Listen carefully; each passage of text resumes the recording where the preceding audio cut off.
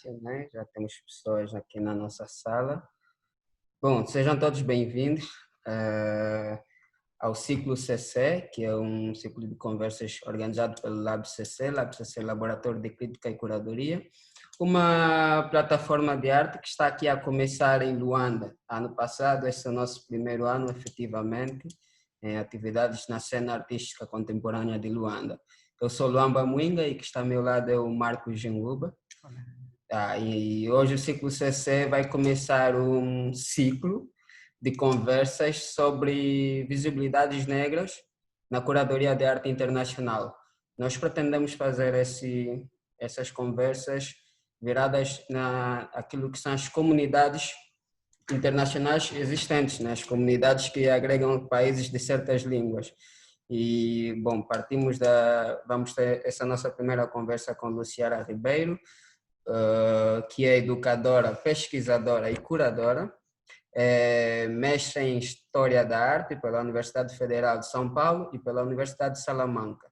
Tem graduação em História da Arte pela Universidade Federal de São Paulo e interessa-se por questões relacionadas à decolonização da educação e das artes e pelo estudo das artes não ocidentais, em especial as africanas, afro-brasileiras e ameríndias.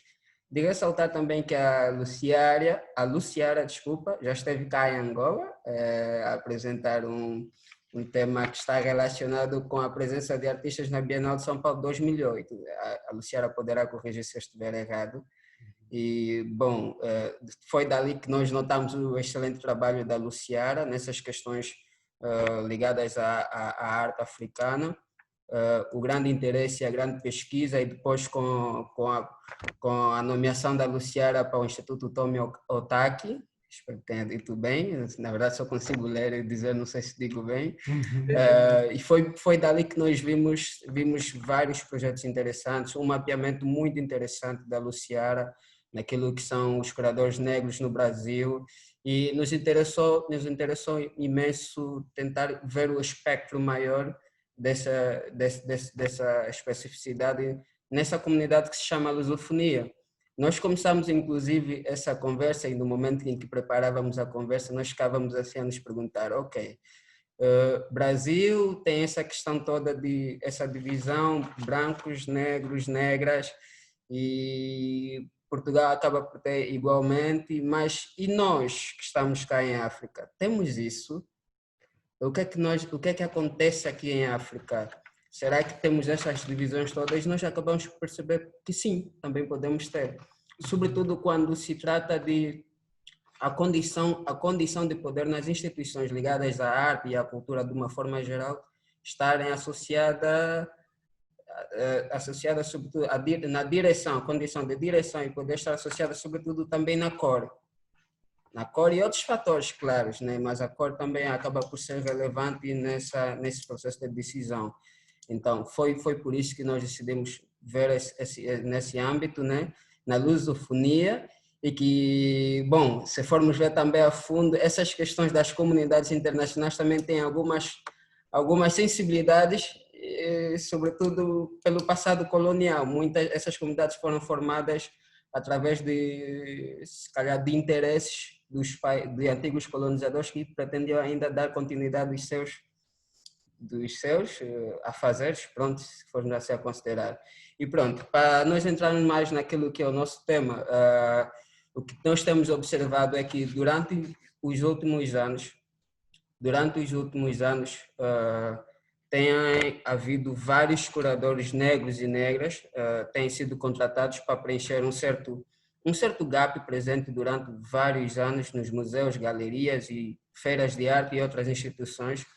E esse processo começou muito com o reconhecimento começou anteriormente com o reconhecimento de alguns artistas e agora vemos também curadores aparecerem, curadores como Larry Ocel Mensah, Legacy Russell, Ashley James, são curadores negros que nos últimos anos ganharam uma certa relevância aquilo que é no âmbito internacional da arte.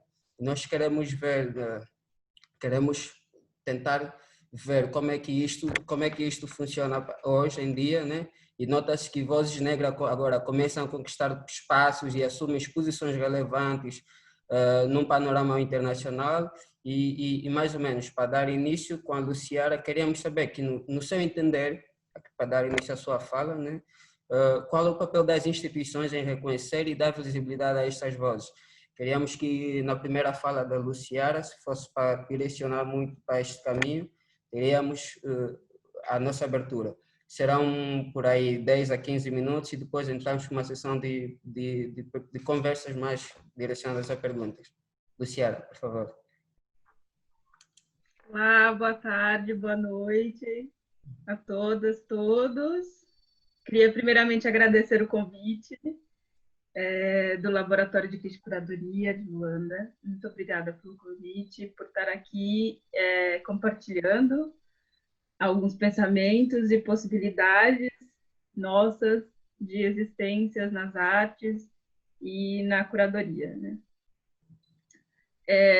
Bom, como já dito, eu desenvolvo um trabalho que é atravessado pela pesquisa, a educação e a prática curatorial. Eu entendo esses espaços interligados, né, sendo a prática curatorial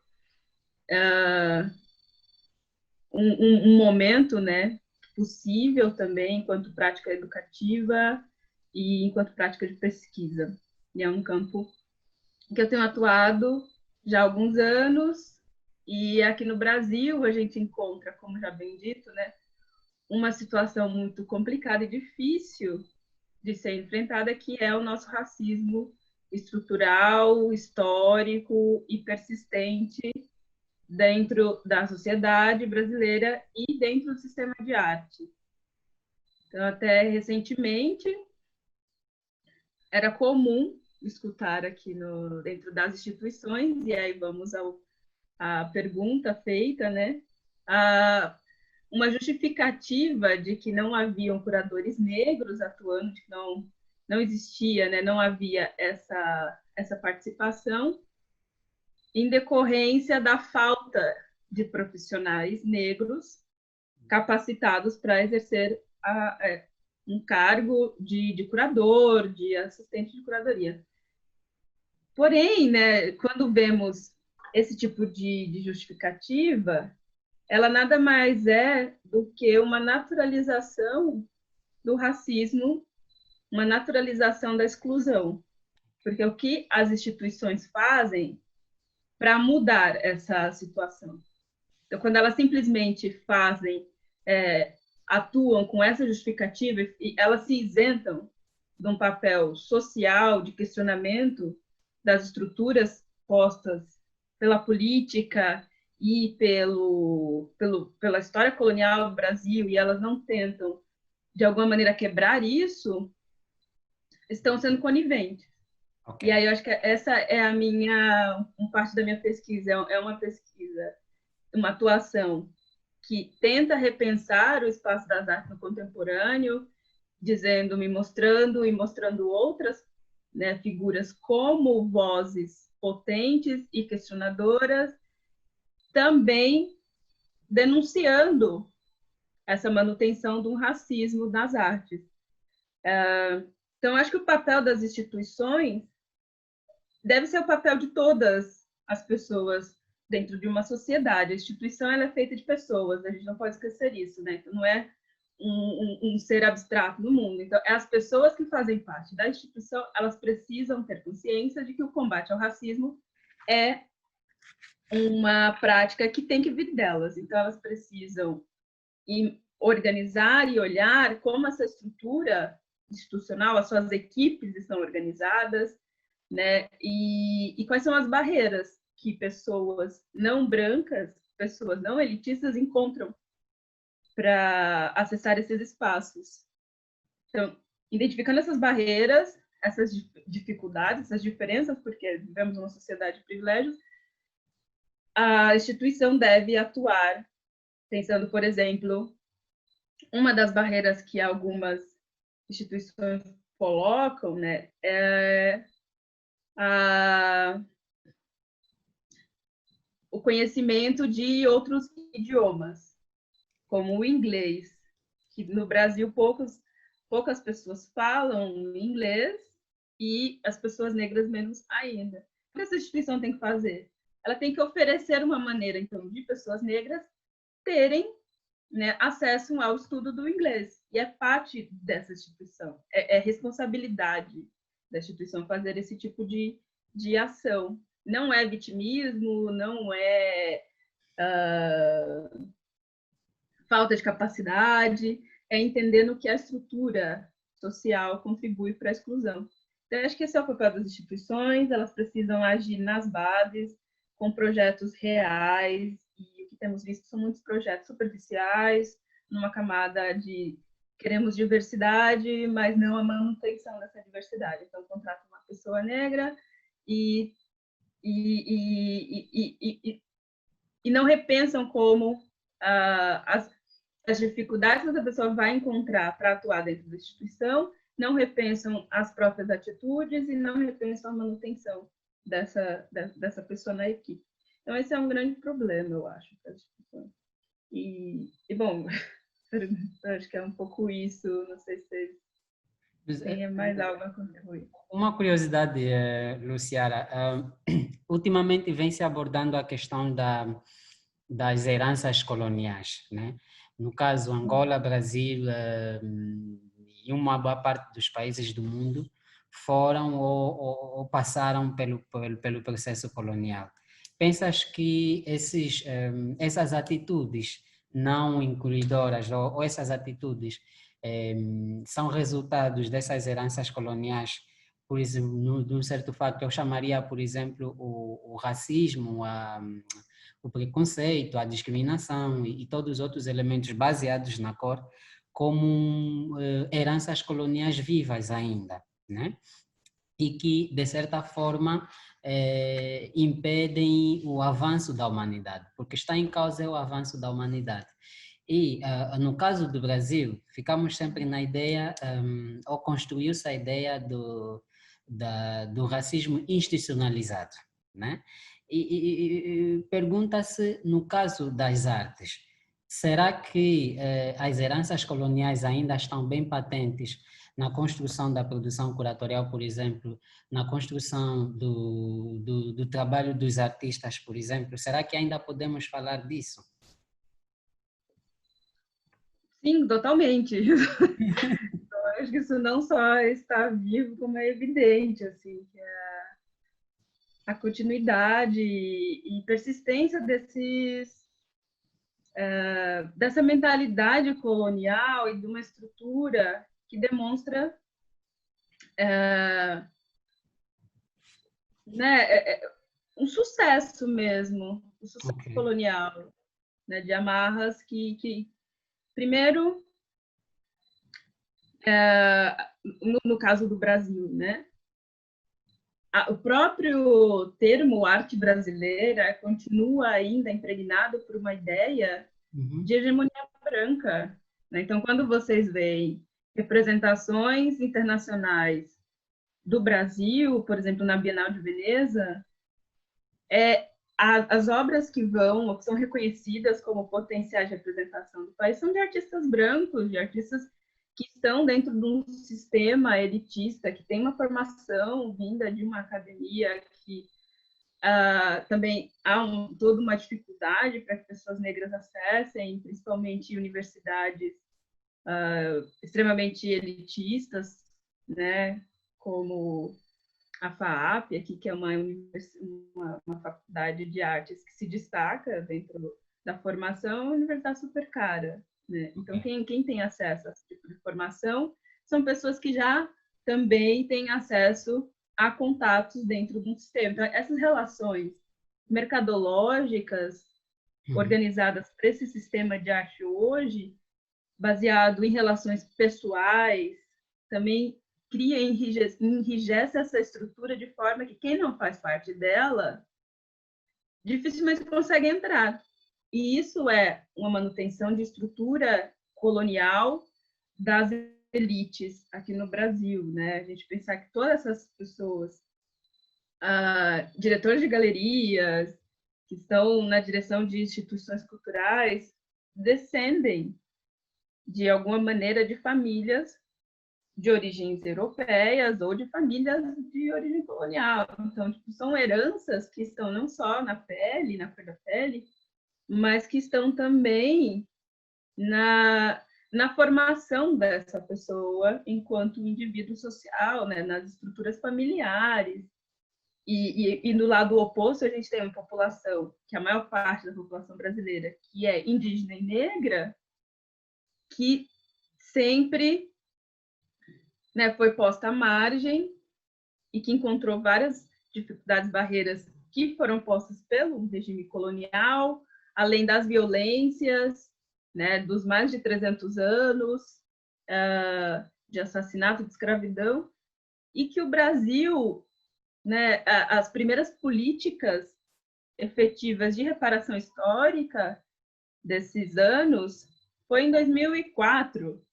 A gente está falando de menos de 20 anos atrás. E é isso. E aí, no sistema das artes, isso fica evidente. Então, agora que a gente tem, a partir dessas políticas que foram implantadas com o governo do ex-presidente Lula, e uma delas foi a política de cotas nas universidades, que naquele momento, em 2004, estimava-se que apenas 4% dos estudantes universitários no Brasil eram estudantes negros, né? Atualmente, esse número já está em 20%, se eu não me engano. E então, a gente tem um aumento de presença de estudantes negros nas universidades, o que também é um aumento nas pesquisas e um aumento na atuação.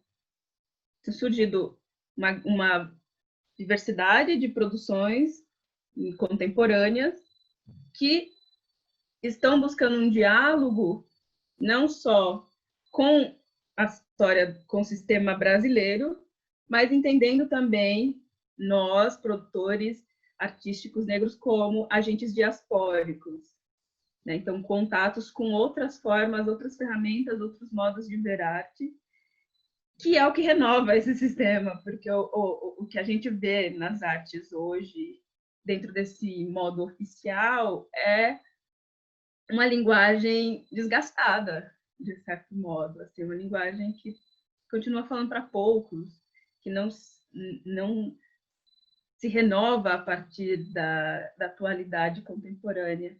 E eu tenho uma total certeza e confiança de que é da produção indígena e da produção afro-brasileira, afrodiaspórica, das produções entre os sul-sul, né, entre, por exemplo, América Latina e África, que vai surgir, e que já está, né, assim, já está trazendo uma visão para um contemporâneo outro, para um mundo outro, um mundo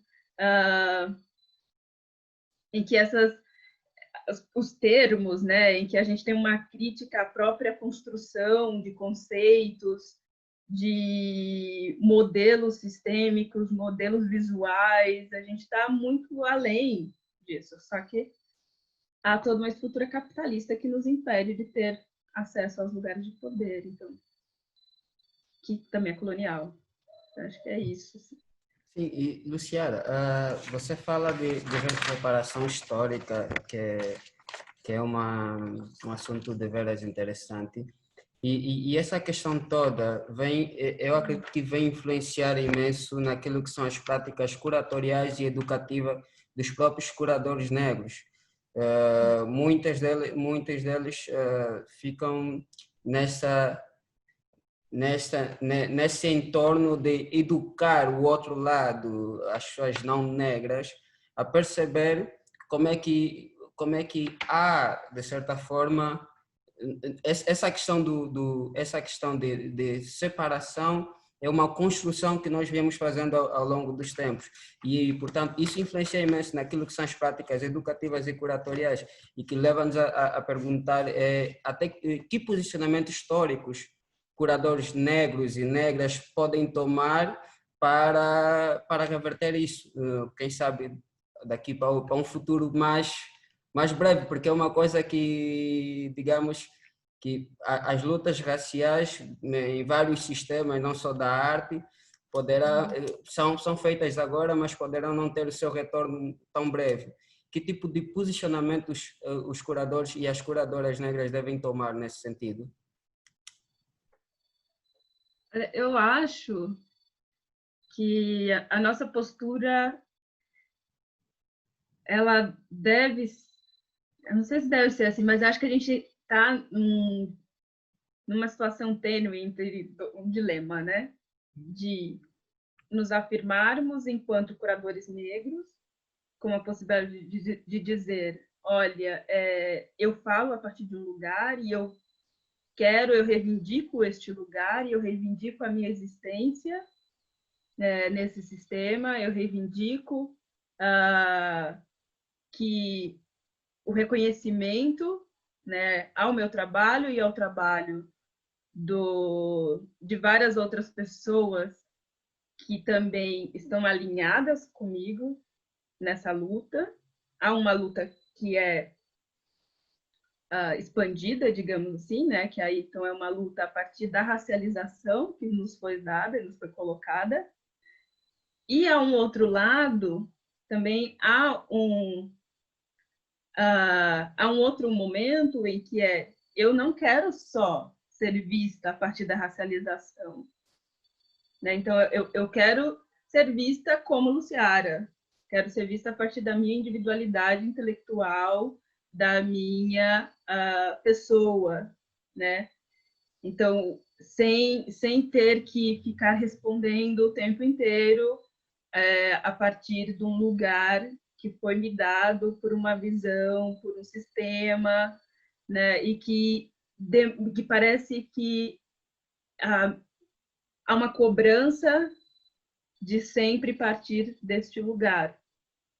Enquanto para uma pessoa branca, que foi dita como um padrão universal, ela pode dizer sobre tudo, né? E não é cobrado a ela sempre se colocar enquanto branco. Ninguém, né? A gente não vai lá e fala para o curador branco, mas como que é para você ser curador branco, né? Como é para você falar a partir de um histórico colonial dos brancos europeus que assassinaram, de violência? Como você se... Então, há uma estrutura que humaniza essa pessoa branca, no sentido que ela é capaz de falar de um lugar de uma certa neutralidade da sua existência, e a nós não. Então, eu acho que o papel do curador negro hoje é reivindicar esse lugar da nossa existência enquanto pensadores, né, enquanto intelectuais, assim, uma existência que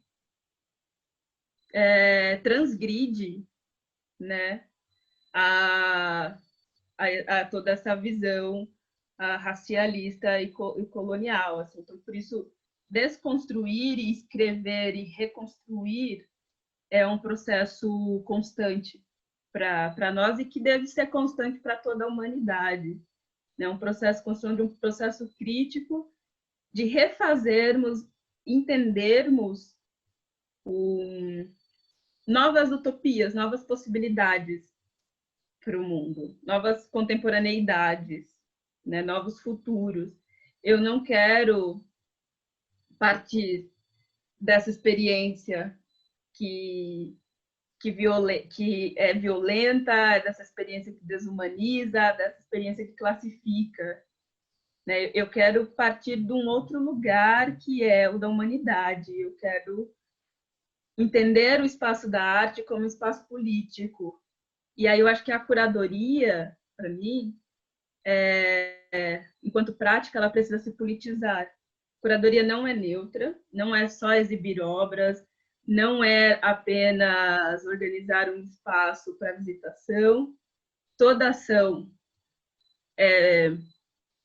tem uma, né, aquela expressão, toda ação tem uma intenção, e tem, no fundo, né? Então, entendermos quais são as nossas intenções com nossa produção, né? E nos colocarmos enquanto agentes, assim. Eu acho que aqui no Brasil, não sei como é em Angola, mas imagino que seja algo muito parecido, né?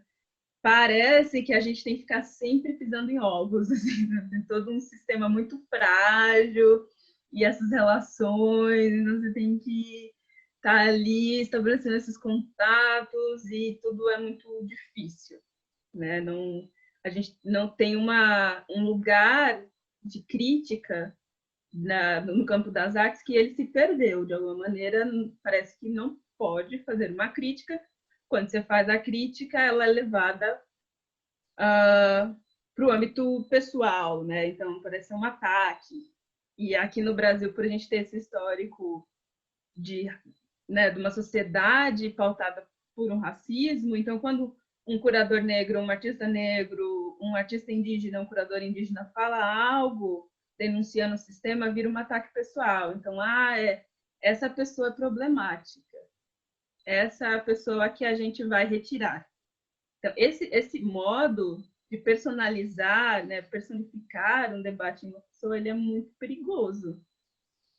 Porque aí é quase como uma manutenção desse pensamento colonial que a gente estava falando, né, de sempre tentar eliminar uma pessoa que sabe que pode ser uma chama, né, acesa ali para despertar outras. Então, e aí, quando eu faço isso, eu adoeço essa pessoa, né, pensando que o racismo é uma estrutura psicológica, também porque ele atua diretamente, né, no seu psicológico, fazendo com que a pessoa duvide da própria capacidade, duvide da própria voz, da própria existência, né, e vá aos poucos, né, morrendo. É uma morte interna também, né? Não é só uma morte física. Então, o nosso papel, enquanto curadores, é trazer essa vida, é pulsar vida em vez de pulsar morte, né? E aí esse combate constante em nos mantermos vivos, e nos mantermos unidos, e nos mantermos dentro de espaços de afeto, espaços que acolham, e que tenham noções das fragilidades de cada um. Acho que olhar para cada um como um ser humano, como um sujeito, com as suas afetividades. Então, desconstruir uma visão, por exemplo, foi dado às populações negras, e isso falo no âmbito global, né, de sermos os agressivos, de sermos, né, ou somos agressivos, somos muito fortes, e aí jogam todo um peso em cima de nós e não podemos chorar, não podemos ser frágeis, né? E somos. Então, eu acho que a gente tem que assumir isso também. Somos, mas também não abaixaremos a nossa cabeça, sabe? Então, está nesses dois lugares, acho. Eu queria só rever ali a questão. Falaste do facto do Brasil e perguntaste, não sabes como é que é Angola, né? De certo modo, o caso angolano ainda é inicial, né? Podemos dizer, Angola é um país que está a surgir, ainda é um país que está a surgir, porque politicamente temos 45 anos de independência e socialmente também, mas estes assuntos das heranças coloniais agora é que vão ganhando algum contorno por causa também dos movimentos sociais que vão surgindo e vão questionando esses aspectos, né? Mas, de certa forma, ainda não há um espaço de debate sobre isso. O que há ainda de certa forma, a coligação entre as pessoas, um certo humanismo também, porque as questões raciais ainda não são visíveis, percebes? Ainda estão, como é que eu posso dizer, na utopia social, ainda estão meio que invisíveis, porém decorrem, né? Podem não estar visíveis, mas decorrem. Existem casos que as pessoas reclamam, que as pessoas divulgam, que as pessoas debatem, mas ainda não há essa total institucionalização do cenário e ainda não há este campo de luta entre brancos e negros, ou podemos assim dizer mulatos e negros, como é o caso da Angola, só vê-se mais na questão do mulato e não muito na questão do negro e branco, né? Pronto, esse é mais ou menos o detalhe sobre Angola. Ainda não temos um espaço aberto sobre isso e talvez, creio eu, que não consigamos construir um espaço aberto sobre isso e criamos um espaço mais unido, né? Podia assim dizer. Pronto. Eu acho que são modos diferentes, né, de atuação do racismo. A gente vê cada situação, enfim, cada território tem a sua especificidade. E nas minhas viagens por países africanos, eu notei, e aí agora eu estou falando assim, a percepção individual da Luciara, não sei se não deve ser tomado como um estudo geral, uma fala geral, mas enfim. Por exemplo, um fato que eu percebo, né, nessa diferença racial é que o racismo é muito violento em todas as suas camadas, esferas, mas diferente quando você nasce, cresce em um país em que a maioria é negra, mesmo sabendo que as disputas de poderes elas estão postas ali e há também vários conflitos colocados no dia a dia. E quando você cresce em um país que logo que você nasce já é posta uma questão para você da dúvida da sua humanidade, sabe? Então eu acho que o que eu percebi assim, por exemplo, andando por Angola, por Luanda, né? E também lá em Cape Town, na África do Sul, e vendo as crianças crescem mais felizes, me parece, né?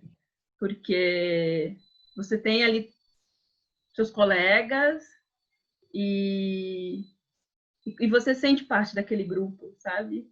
Não há um questionamento se você é ou não ser humano igual a eles, me parece. E aqui no Brasil o que eu sinto é isso, a gente nasce e desde que quando você começa a se entender enquanto gente, uns 3 anos, 4 anos, você entende também que você é negro. Já dizem para você que você é negro. E essa fala, então a gente não descobre.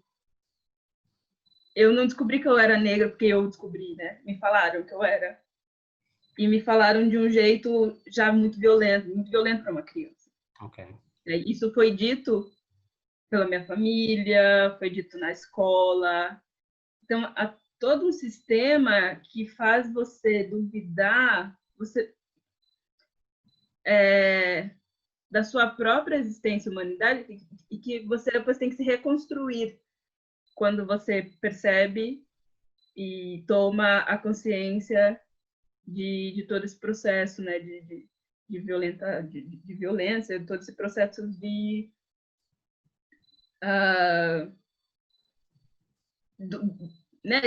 mudança mesmo, uma construção mental que foi feita e como isso é articulado com o sistema educacional do nosso país, assim, felizmente. E no caso da minha experiência, né, digamos assim, o que eu pude analisar com os meus colegas,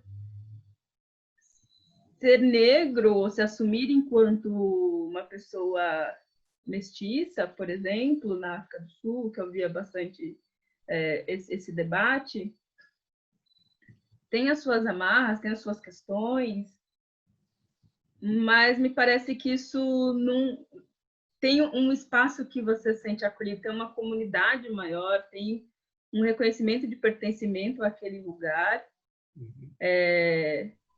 E é como isso não parece afetar a dúvida enquanto existência humana, sabe? Afeta a dúvida enquanto existência social.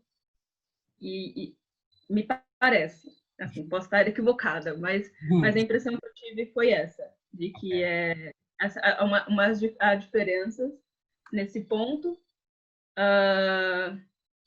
e que isso, assim, então, tipo, eu confesso, assim, que eu me sentia muito mais feliz e mais íntegra vivendo lá em Cape Town, onde eu passei 3 meses, e passei 1 mês em Botsuana. Em Rabone, Botsuana, para mim, é o meu país, assim, eu amei Botsuana. E eu me sentia íntegra, de verdade, assim, de um modo que eu nunca me senti no Brasil. Ok.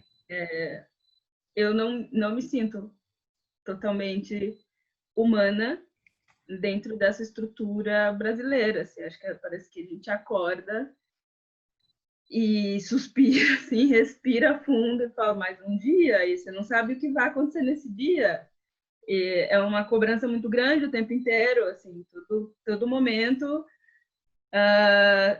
A gente tem um medo constante de como vão nos cobrar por algo, ou se você vai sair na rua e alguém vai acontecer alguma situação racista contigo.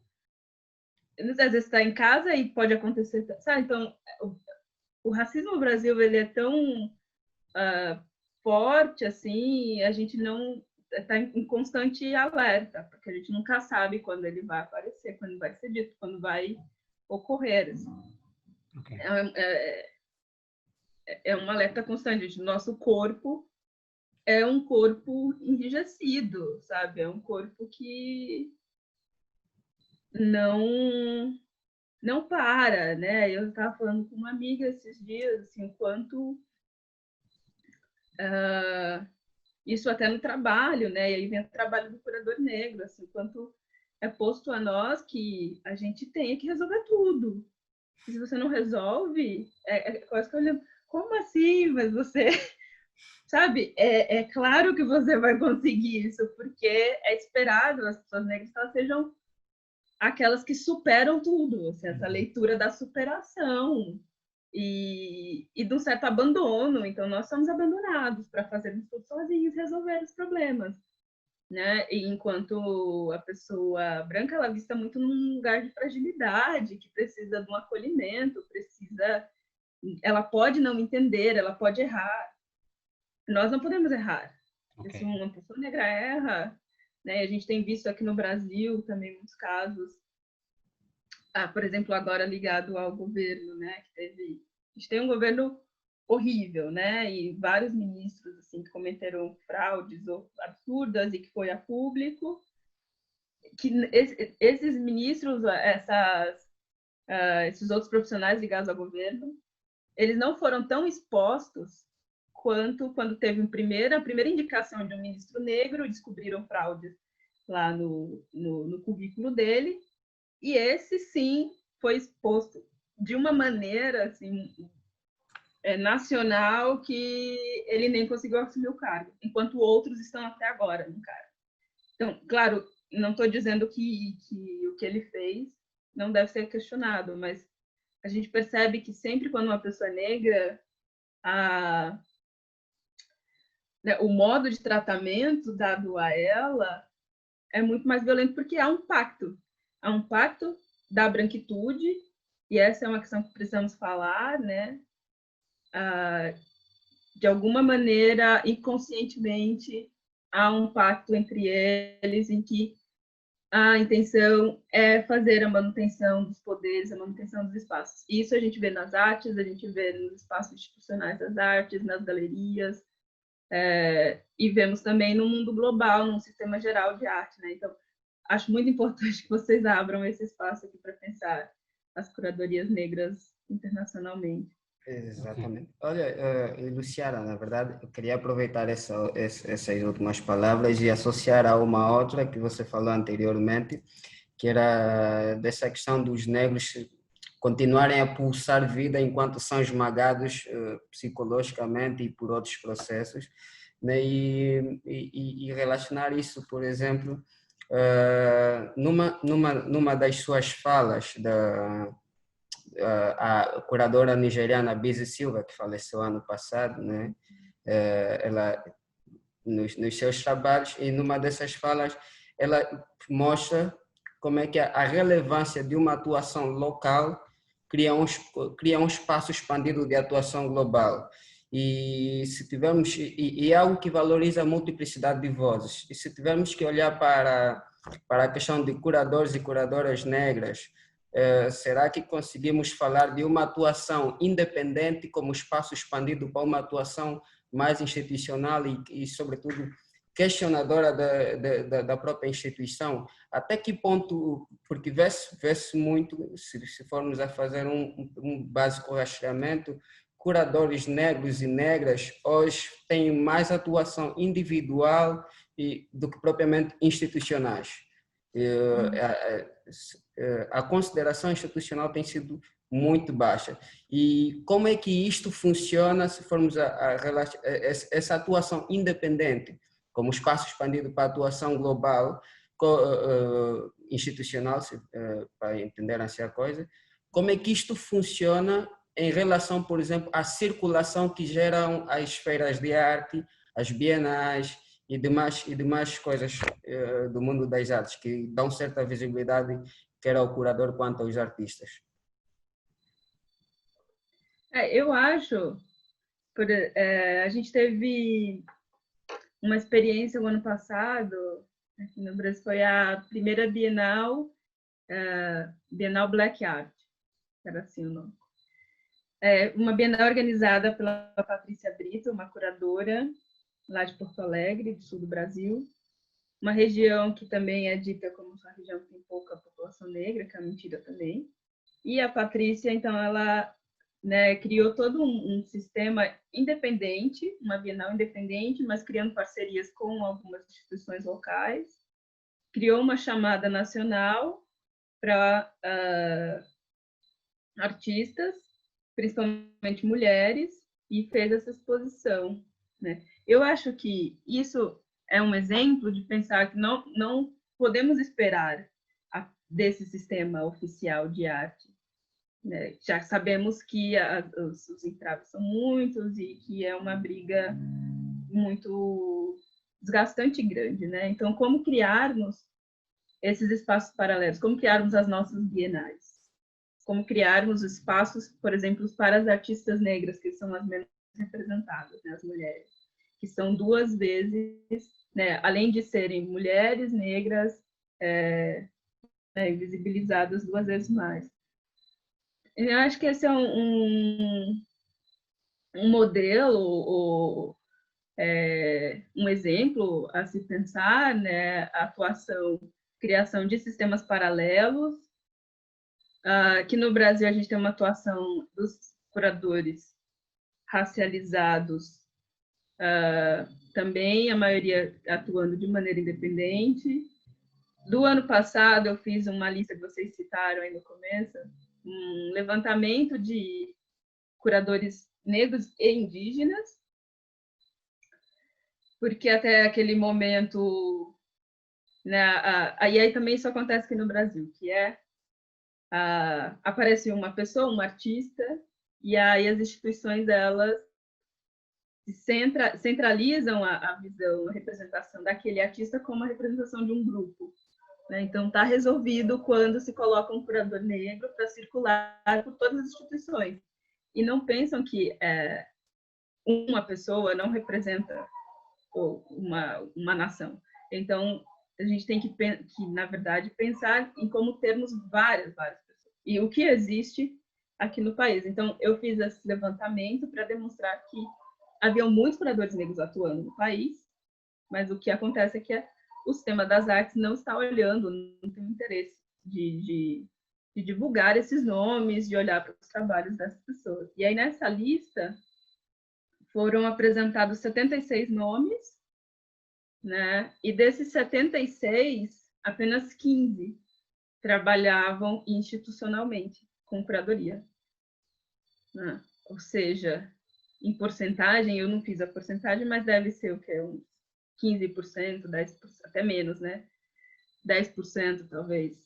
É um número bastante crítico, né? Se pensar. Mas desses 90% atuando de maneira independente, tem surgido trabalhos como o da Patrícia Brito, né? Tem surgido trabalhos como o da Fabiana Lopes, que é uma curadora brasileira, que agora está na equipe de curadoria da Bienal do Mercosul, que é a segunda maior Bienal do Brasil, né? Depois da Bienal de São Paulo. E a Fabiana e o Igor Simões também, os dois lá na curadoria da Bienal, e eles estão fazendo um projeto assim exemplar, né? Um trabalho incrível, que não parte só de uma visão, né, de uma produção a partir do ser negro, mas uma produção a partir do Brasil, do mundo. E é algo que a Fabiana sempre menciona, né? Ela não quer estar apenas nesse lugar de minoria, nesse lugar da exceção, o lugar do que é esperado, assim, de cumprir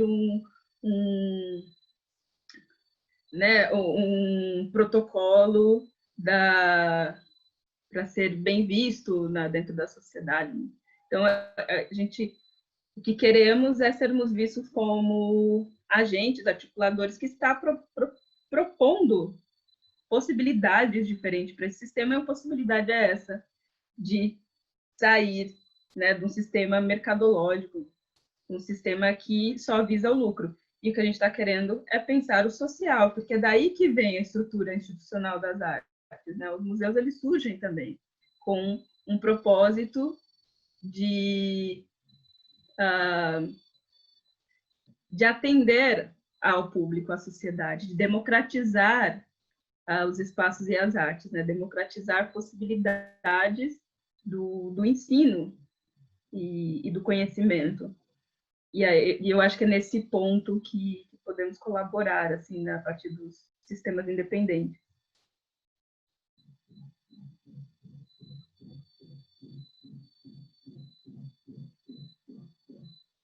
Acho que é isso.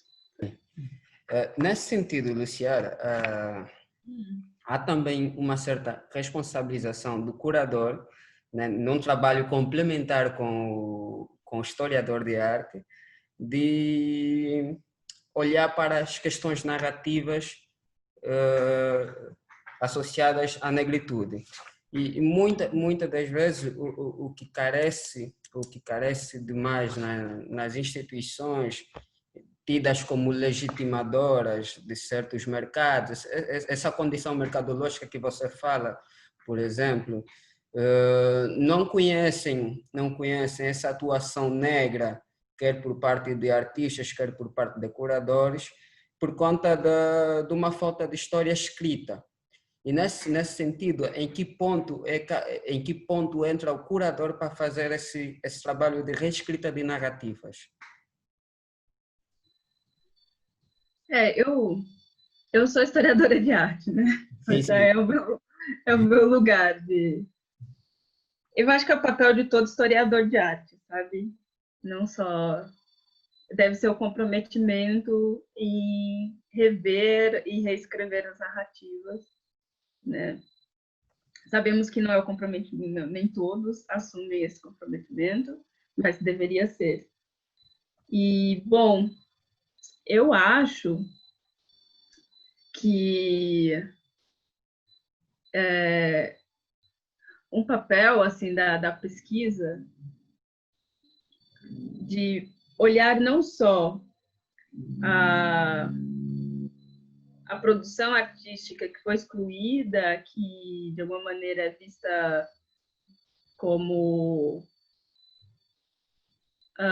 menos participativa nessa narrativa, e a gente pode pensar em várias histórias, né? As histórias das mulheres, as histórias das produções periféricas, né? As histórias da produção educacional, né? Artística, enfim.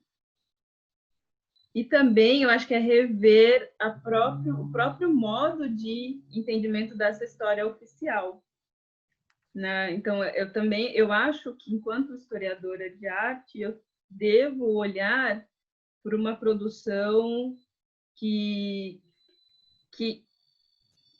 é atravessada pelo diálogo da humanidade em si, né?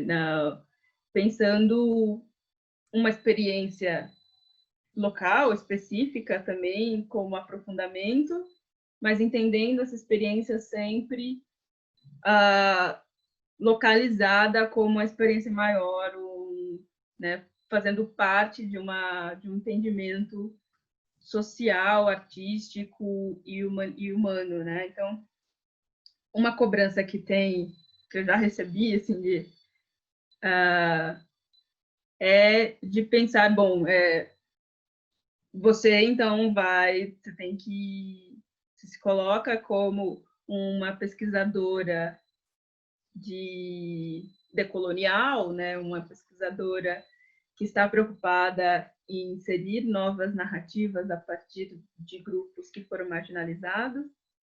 Então, está ignorando outra produção e está fazendo o mesmo processo de exclusão dessa produção que é oficial, entre aspas.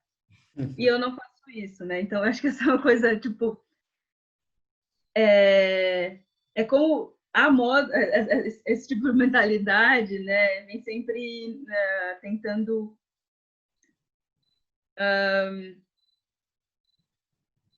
nos colocar contra a parede, assim, né? Nos colocar numa situação delicada e que você sinta sem saída, assim. No final, não reproduzimos a mesma então, porque não estamos dizendo que essa outra produção não é importante. Ela tem a sua importância, mas estamos dizendo que há outras visões, outras maneiras de se contar essa história e outras produções importantes.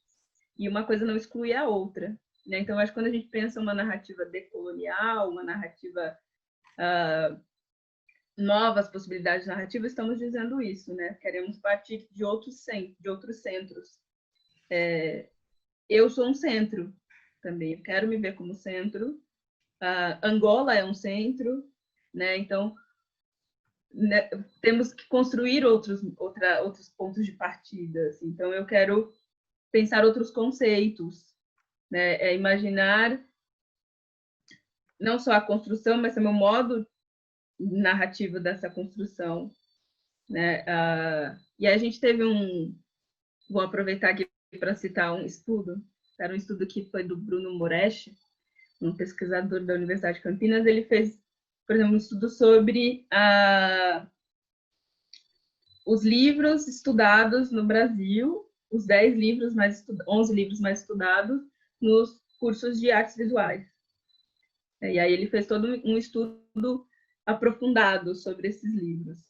E aí ele foi vendo, por exemplo, nenhum desses livros era de autoria brasileira, a maioria também vindo de homens, né, de escritas masculinas, e os termos utilizados dentro desses livros, a recorrência a certas imagens, a certos lugares. Então, eu acho que esse tipo de estudo é muito importante porque a gente tem uma análise do que está sendo feito hoje, de onde estão as ausências.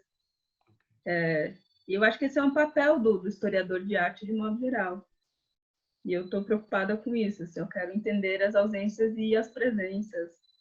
Né? Eu quero estudar produções além de não só as afro-brasileiras, não só as africanas, eu quero estudar as produções ameríndias, eu quero estudar as produções europeias também, porque eu acho que eu também aprendo com elas, né? Eu acho que aí tem uma diferença. Assim, no Brasil a gente tem curadores, pesquisadores que não acreditam que devam, né, que optam por pensar as narrativas não europeias como um ponto e optam por não incluir esse estudo revisionista também das narrativas europeias. Eu acho que também vale a pena sim fazer um revisionismo da arte europeia oficial, sabe? É importante. Luciara, uma questão em termos de curiosidade. O que pensas que, de certa forma, já existe essa legitimidade, né? Mas o que pensas que vai legitimar mais ainda a produção negra? Porque quando dizes que se produzires algum outro trabalho com uma outra contextualização, serás questionada sobre o facto de pôr de lado a produção oficial, né? Podemos assim dizer, oficial. Então, o que é que vai permitir que esta produção negra seja vista também como oficial, porque existe aqui este pano fundo sobre o trabalho da curadoria negra, né? Por mais que o curador negro tenha que se posicionar não a partir de uma visão negra, mas com uma visão humana, ainda assim é posto nesse rótulo negro. E, ao mesmo tempo, ele tem que olhar para o que já foi feito como oficial e o que ele está a fazer como uma espécie de plano B. Então, de certa forma, o que é que vês que pode melhorar este tipo de discurso, de olhar para a produção negra como mais um espaço, né, de lado, a par da produção dita oficial? Eu acho que há produções negras dentro disso que eu chamo de oficial, assim, né? O que eu chamo de oficial, e eu gostei que você colocou as aspas, eu também coloco as aspas aqui, porque acho que enfim, né? Que o que é, quem dita o que é, o que não é oficial, né? Somos nós. Eu posso ditar o que é o meu oficial, o que não é. Ok. E eu posso mudar. Eu acho que a gente tem que, né, mudando esse foco, mudando os centros, a gente muda também isso. Mas quando eu uso o oficial, eu estou pensando num sistema já estruturado por um poder, né? Então, o oficial ele vem um pouco carregado desse poder institucional, desse poder mercadológico, de um poder dentro da estrutura capitalista que vivemos, da estrutura racialista, enfim. Okay. E sim, há artistas negros que fazem parte desse oficial, artistas negros que são minorias, né? Não são ainda. A gente sabe que essa oficialidade ela tem também está ligado também a um poder colonial, um poder europeu, um poder de certas minorias elitistas, né? E geralmente brancas. Então, agora a gente pode, sim, claro, pensar a nossa oficialidade nas artes, disputar esse espaço e entendendo que também somos oficiais, né? Mas não temos e temos ao mesmo tempo, né? Agora o poderes, né? Eu acho que temos que reconhecer que dentro há uma estrutura que organiza esse mundo em que os poderes econômicos, os poderes políticos ditam as regras. Né? E por mais que eu queira ditar as minhas próprias regras e queira reconstruir mundos utópicos e tudo mais, há algo maior, há algo estrutural que não posso ignorar. Então, essa estrutura de poder, ela tem essa capacidade de também se estender a outras esferas, oficializando ou não. Então, acho que quando a gente fala em disputa, a gente tem que estar disputando esse poder, né? Disputando esse lugar também. Então, não só criando novos sistemas paralelos, criando novos sistemas nossos, assim, não dependentes da estrutura geral, oficial, mas também disputando esses lugares. Então, quando lutamos para que tenham curadores negros, por exemplo, numa Bienal de Veneza, não só estamos dizendo que é só a Bienal de Veneza que tem poder institucional de qualificar ou nomear, né, um curador negro ou os artistas negros, nós estamos dizendo que se criaram essa estrutura de poder para o mundo, nós também fazemos parte do mundo e devemos estar lá. Ao mesmo tempo, não somos dependentes da Bienal de Veneza para sermos artistas, curadores e conhecedores. Né? Então, podemos criar outras possibilidades e, principalmente, mais diálogos, eu acho que devemos fazer no Sul-Sul. Eu acho que aqui, a América Latina e África, temos um passado que nos conecta, um passado atravessado por relações coloniais, mas que hoje podemos reinventar ou reconstruir ou repensar o nosso contemporâneo, as nossas situações, as nossas experiências, né? As nossas trocas, as nossas superações, então como fazermos, enfim, como criarmos esses espaços de diálogos atlânticos. Eu acho que tipo, apresentar novas possibilidades, né, de intelectuais, de conhecimentos, assim, pautados por uma visão do Sul-Sul, sabe? Nos colocarmos como centros desse mundo, assim. Eu sinto essa necessidade, principalmente nós, países lusófonos, aqui no Sul-Sul, que somos a maioria, né, dos falantes de português no mundo. Uhum. Então, por que não temos esse diálogo mais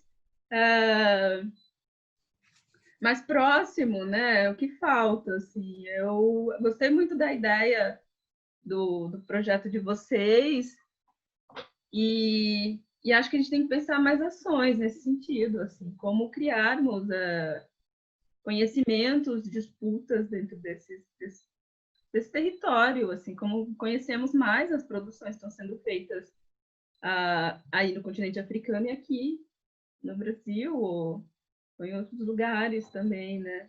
Como nos vermos além disso, além da racialização, né? Como nos vermos como agentes, como sistemas, como experiências, né?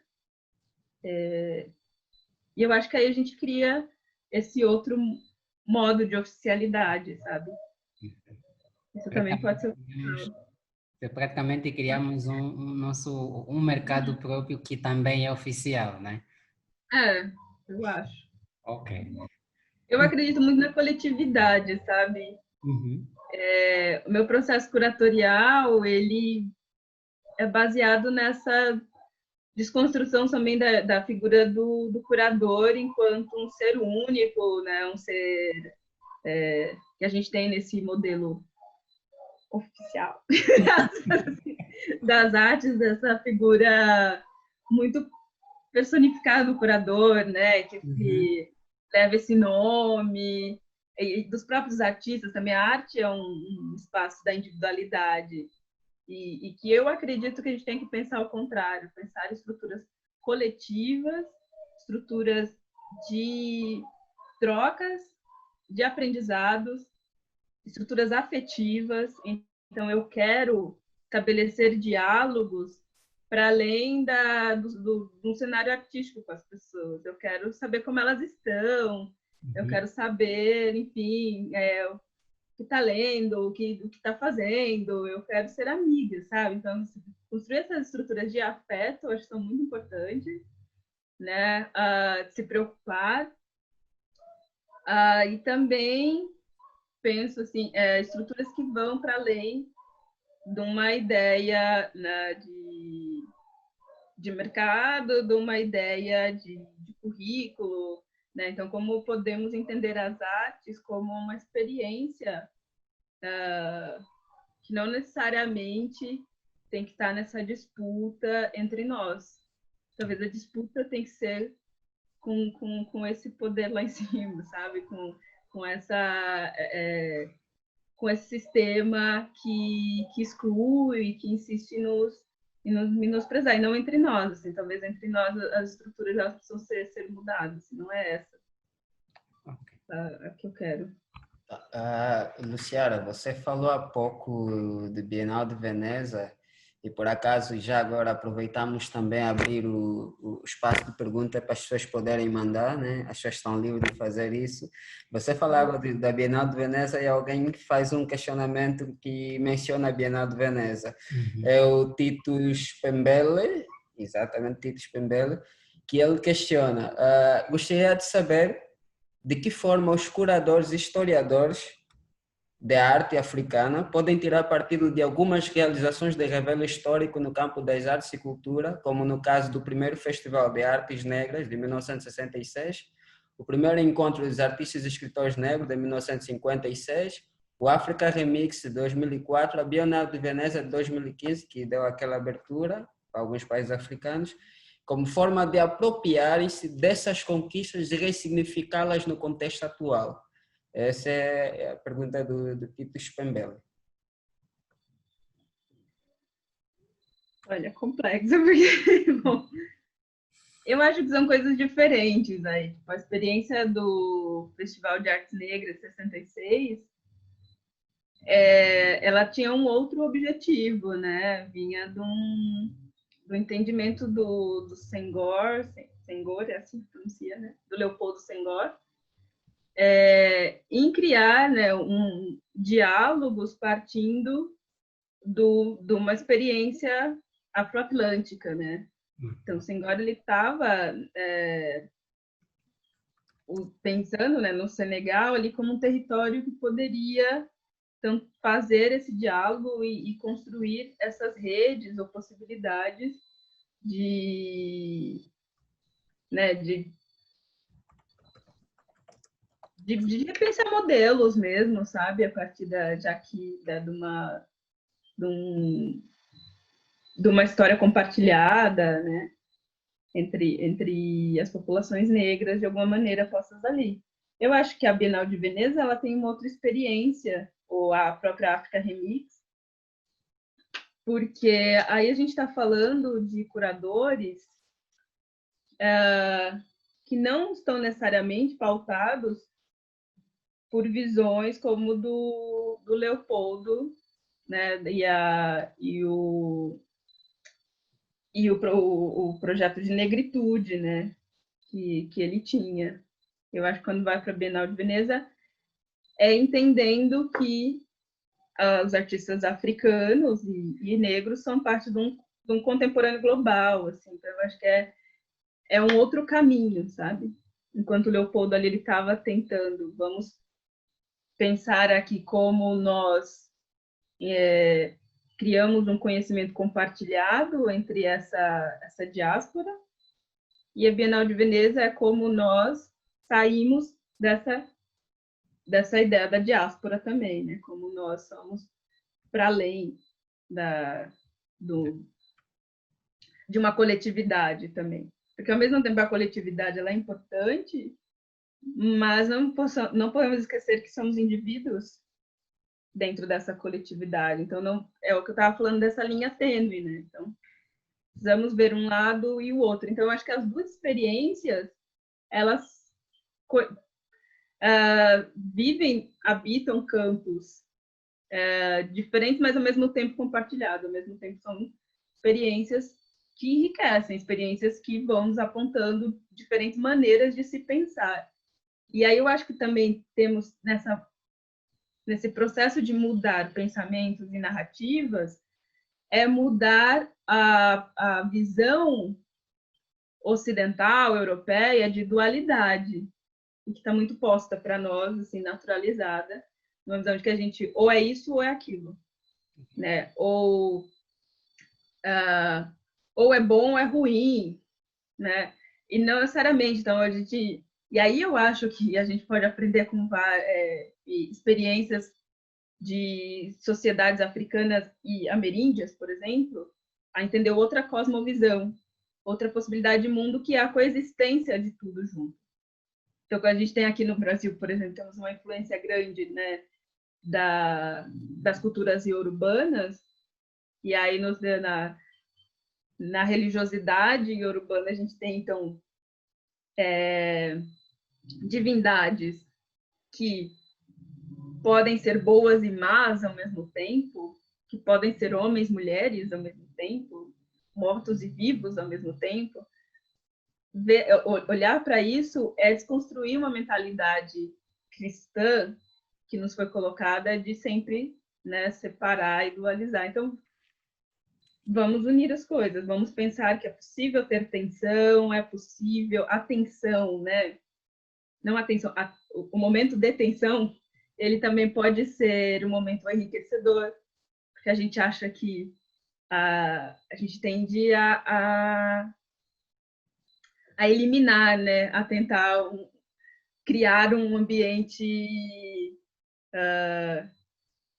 equilibrado, um ambiente sempre onde não tem, né, um momento em que tem ali uma discordância, um debate, e a gente tenta, não, vamos acalmar aqui, porque achamos que é isso que é a potência, né? A potência está ali no equilíbrio. E às vezes não está no equilíbrio. A potência às vezes está exatamente quando rompe, quando tem esse desequilíbrio, porque é aí que tem uma mudança, né? Então, quando tem um enfrentamento, quando tem uma discordância, significa que algo está acontecendo, né? Algo está mudando, algo está transgredindo ali. E se tentamos manter sempre uma mesma linha, né? A linearidade é perigosa. Então, talvez pensamos em redemoinhos, talvez vamos pensar em elevações. E aí eu acho que, bom, não sei se eu respondi, mas o que eu queria dizer era isso, assim, que eu acho que são experiências que contribuem. Às vezes eu estou divagando aqui, gente, às vezes eu faço isso, então... Mas, enfim. Vamos ler outra pergunta. Tivemos aqui, na verdade, uma observação feita pela Paula Nascimento, que é também curadora aqui em Angola. Sim, eu vi que ela está aqui, eu fiquei bem feliz que ela está aqui. Sim. Estamos muito felizes, Paula. Ela fez um reparo que, na verdade, está certa, que o Africa Remix não foi um festival, mas foi uma exposição itinerante que nasce na lógica de uma genealogia de exposições sobre a África no Ocidente. E depois a Paula deixa uma questão a Luciara, que tem um assunto que por acaso falhou-nos agora, né? Chegamos a passar de lado, mas é muito relevante. Ela queria perguntar qual o impacto que o programa do MASP tem na abertura da cena artística brasileira, em especial sobre as exposições como histórias afro-atlânticas.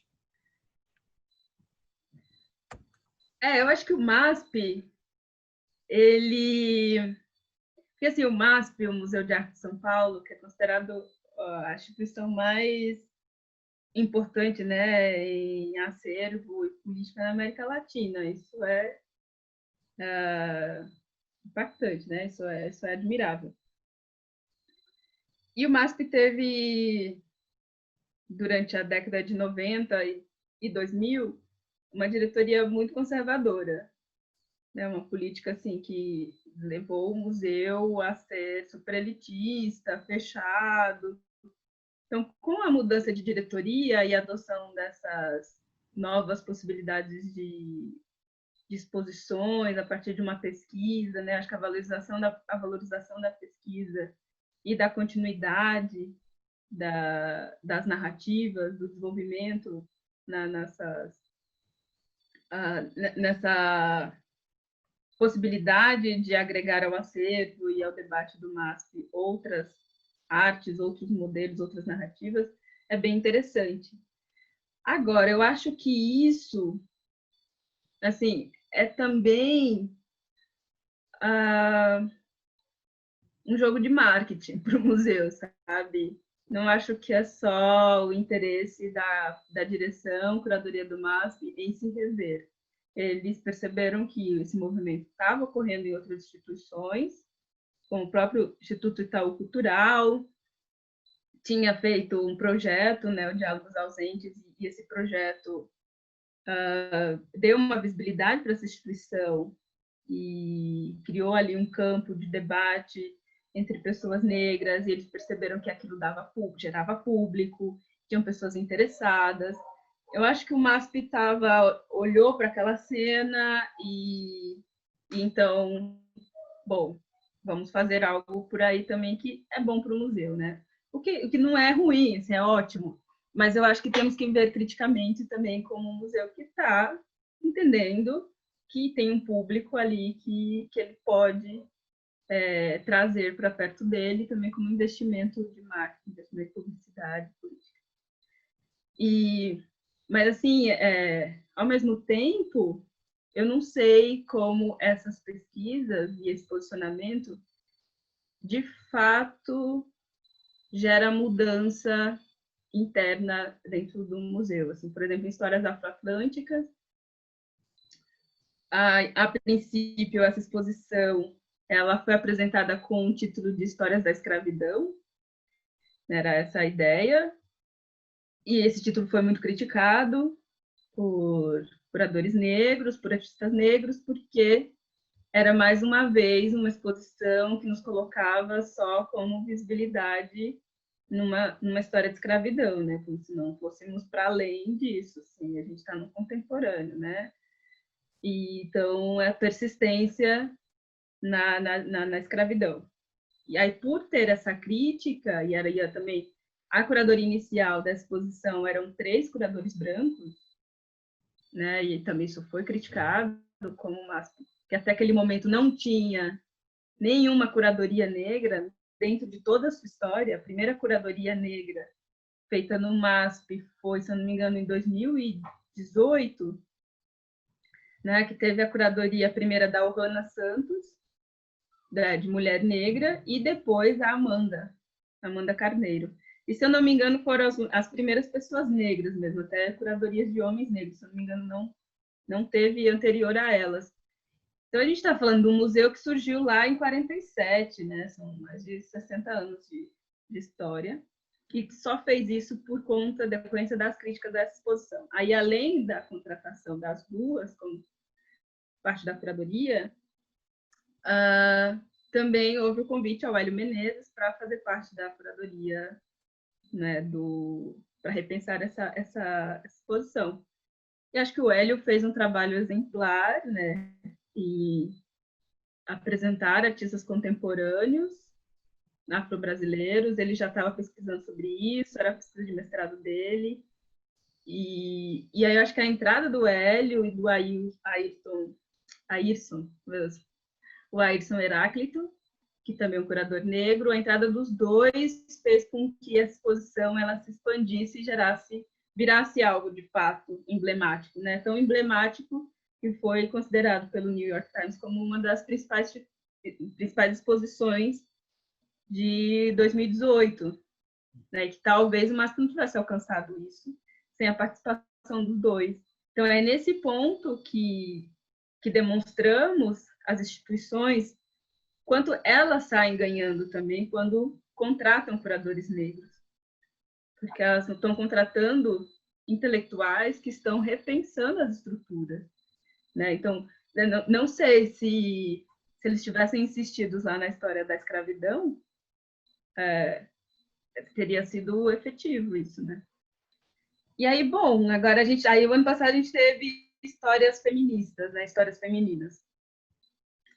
Eu me decepcionei um pouco com essa exposição, achei que ela poderia ter sido maior, que ela poderia ter sido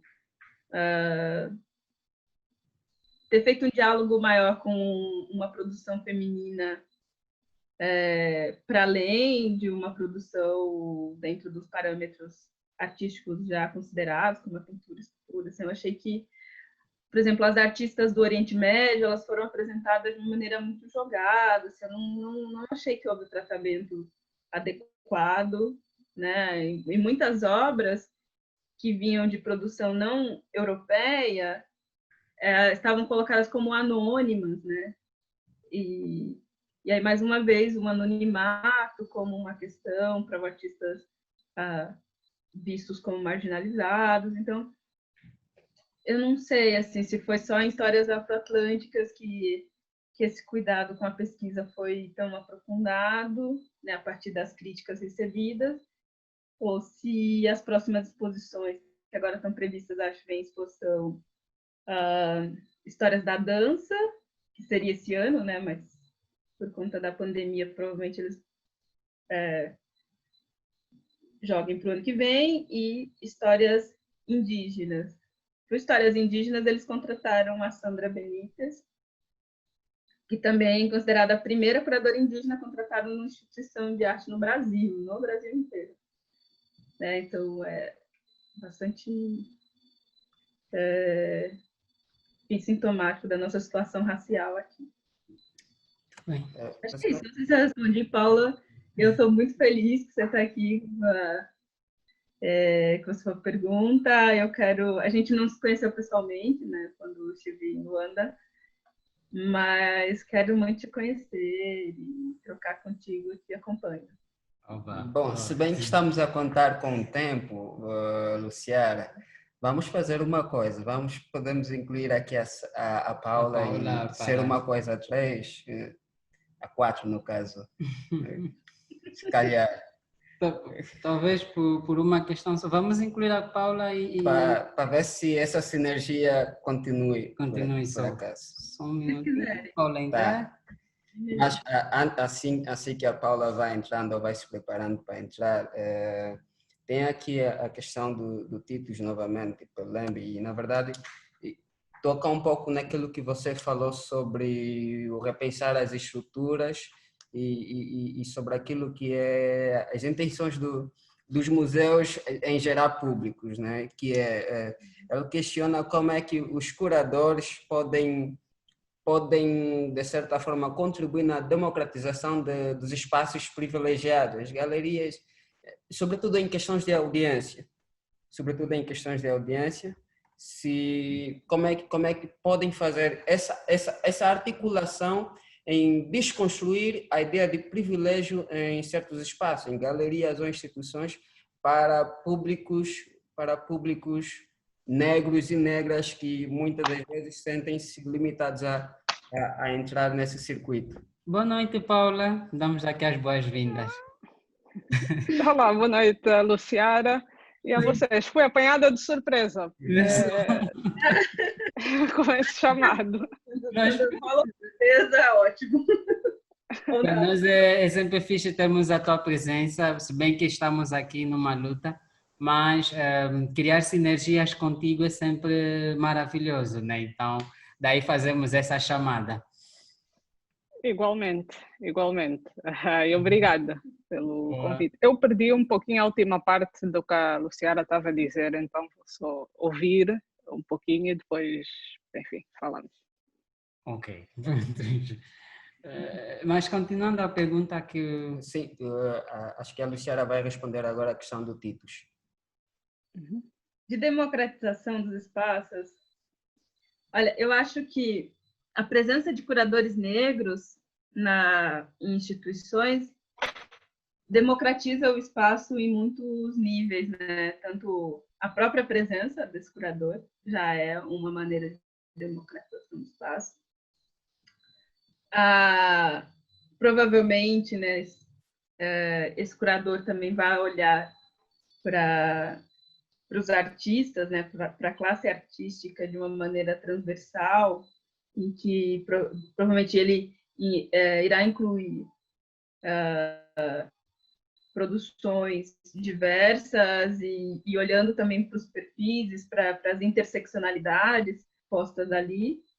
Outra democratização desse espaço.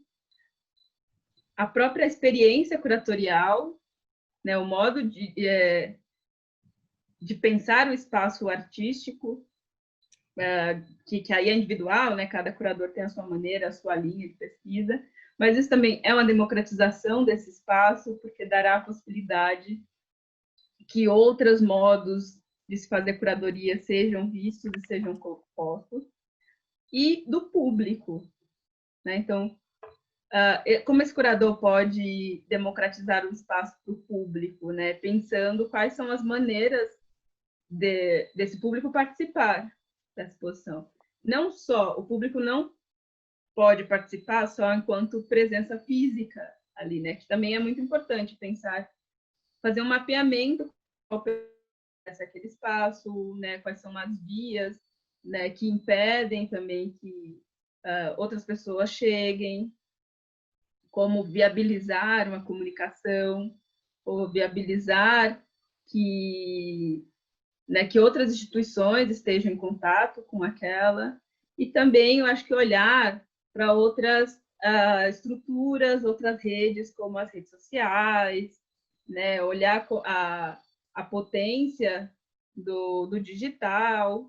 Eu acho que nesse sentido é muito importante, assim, nessa inclusão de novos curadores negros, curadores indígenas, curadores trans, curadoras não binárias, a gente vai ter um olhar que está atento para questões que as curadorias brancas, vamos colocar assim, né, ou curadorias já consolidadas, digamos, entre aspas, já não percebem, né? Ou não têm um olhar sensibilizado, sensível para ver essas diferenças. E aí eu acho que pode, sim, ter essa contribuição na democratização do espaço. E pensar que democracia ela só pode vir, né, com a participação de todos. Então, se não temos, nós realmente não alcançamos e nem vivemos num sistema democrático de fato, né? Então, o que eu acho que nesse caso aqui no Brasil, enquanto sistema político, né, é um grande equívoco dizermos que somos uma democracia de fato, né? Porque no fundo nunca fomos, né? Não temos uma participação igualitária dentro desse modelo. Então, precisamos pensar o que significa democracia. Ok. Eu daria espaço para a Paula poder comentar um pouco sobre esta questão da democratização dos espaços como curadora, né? O que acha que pode ser relevante para democratizar cada vez mais os espaços de curadoria, os espaços de trabalho de arte, na sua essência.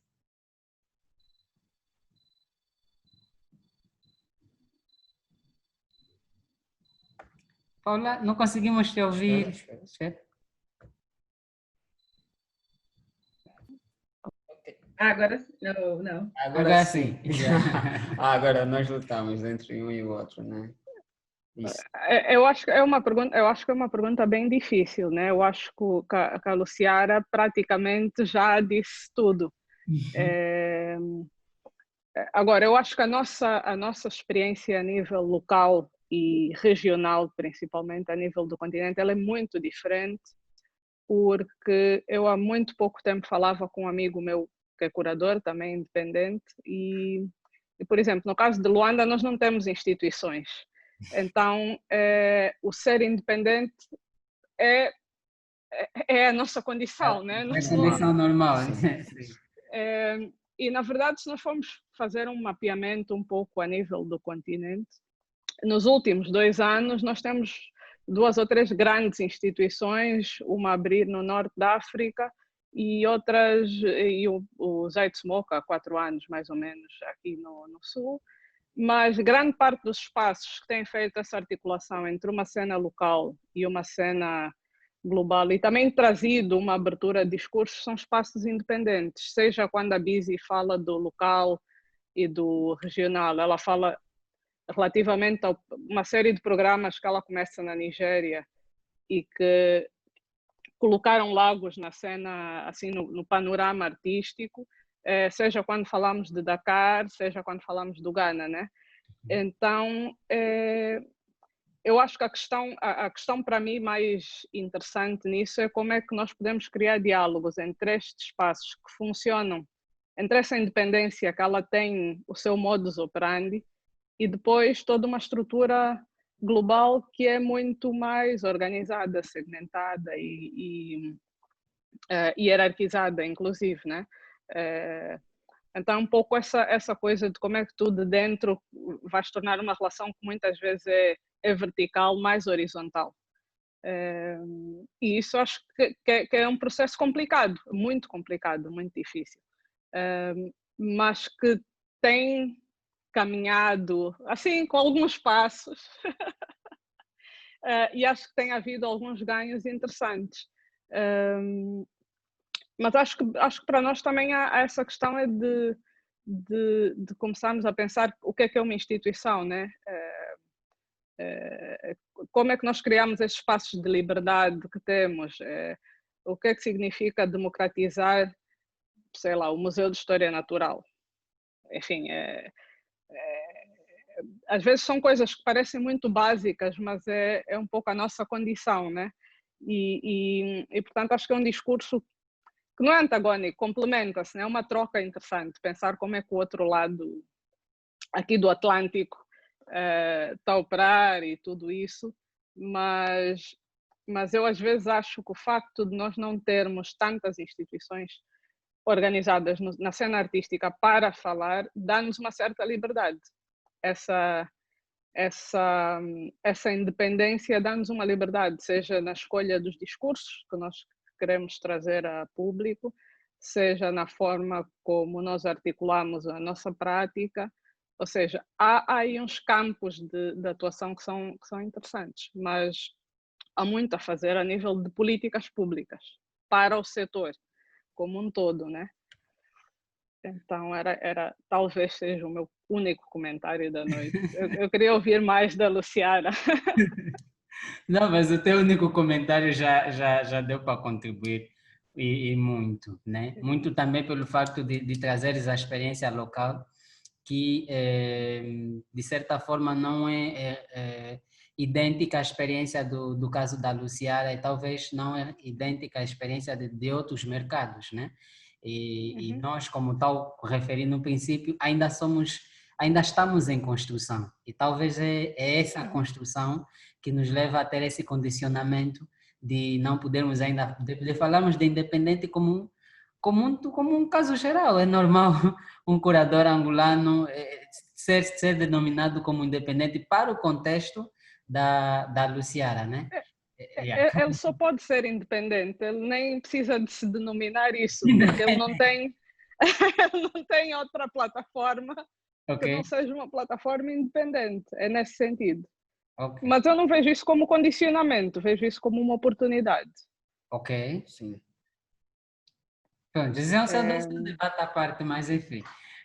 O Luamba vai pegar outra pergunta, acho que é mais uma pergunta. Sim, na verdade acho que essa questão serve um pouco para as duas, que é como, essa pergunta é de Titus Pelembe. Bom, é das pessoas mais interativas que nós temos aqui na audiência, né? Então, ele questiona como as principais feiras e exposições de arte contemporânea dos artistas africanos fora do continente, como a 154 e demais, ajudam no contexto do pensamento decolonial, porque isso gera de certa forma, Luciana está com dificuldade, gera de certa forma uma circulação do pensamento que é interessante.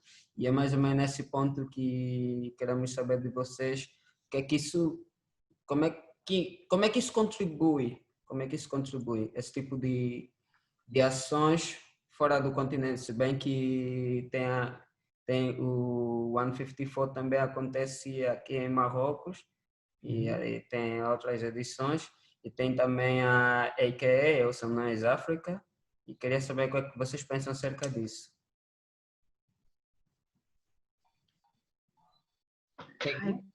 Olha, para mim é um pouco difícil responder essa pergunta, eu não conheço muito o caso desses dois projetos, mas eu queria comentar uma coisa que a Paula falou, né, que é a nossa atuação independente como espaço de liberdade, e eu também tenho pensado muito sobre isso, quanto a não estar atrelado à instituição nos possibilita levar um debate ou levar questões a público de uma maneira mais leve, e que é possível, né? Que talvez se estivéssemos dentro de uma instituição não fosse, né, não tivéssemos a possibilidade de fazer isso. Assim, eu senti esses dois momentos. Então, como vocês comentaram no início, né? Eu estava na equipe de curadoria do Instituto Tomi Otaki e percebi assim que haviam vários protocolos a seguir, né? Há várias amarras, assim. Então você tem outras instituições ali que articulam uma rede de dependência, né, com os espaços expositivos. Então as galerias, por exemplo, no caso do Instituto Tomi Otaki, é uma instituição que trabalha muito atrelada a galerias, e aí então você não pode fazer muita crítica, porque tem todas essas relações ali sendo postas a partir daquele sistema, o que é bem complicado, mas também entendemos, né, que essa dependência, essas relações, por não existir uma política pública efetiva que que defenda, que mantenha as estruturas museológicas, sistemas e centros culturais, né, eles são obrigados também a estar em contato com essa estrutura mais mercadológica e que deveria, né, num mundo adequado, isso deveria estar desatrelado, né, para não gerar, então, o espaço público, o espaço que exibe, não ser também, né, o espaço que vem, enfim, não ter essa relação direta com o comércio. Agora, quando eu atuando de maneira independente, fora da equipe de curadoria do Instituto, eu me vi mais livre para, por exemplo, usar as redes sociais como espaços de um debate político. Então, está até escrevendo sobre isso, né, como a crítica no Brasil, ela perdeu a força, se a gente não tem... Porque os próprios jornais e revistas também fazem parte desse grande sistema atrelado às galerias, às instituições culturais, os colecionadores. Então, no fundo, ninguém critica ninguém, porque você criticar alguns, você perde várias alianças. Né? Então, é sempre esse cuidado e isso, né, uma atenção assim muito grande. E aí, como curador independente, eu me posiciono a partir do meu lugar ético, né, o lugar que eu acredito, o lugar da minha política. E bom, como eu também não tenho muitos laço de dependência, então eu me sinto